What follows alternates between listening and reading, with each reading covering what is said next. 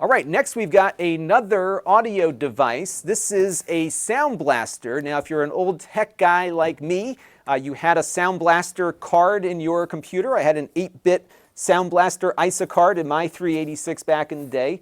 Creative Labs, of course, is still around, and they're still making SoundBlasters because now they're making some of these higher-end audio devices for your USB port. So if you're not satisfied with your onboard motherboard audio, you can get something like this. And again, we'll have a full review on this one coming soon on the channel.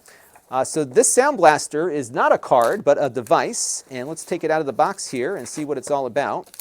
And I am not much of an audiophile, so I'm going to have to do a little bit more research on this to talk about some of the use cases for it. I would imagine this would work well if you're doing audio production. It's got a knob here, which I'm guessing you can configure to do different things. I will probably have mine configured for volume, but of course we'll play around and see what you can do on this. We have a dedicated microphone input and a dedicated headphone output. So that headset we just unboxed would likely not work with this unless you can split the signal out between the two. On the back here, you've got your line out, and it supports surround sound, it looks like. So you've got front, side, rear, and then a subwoofer. You have a line in, you have an optical out, and you've got your USB Type-C that connects to the computer.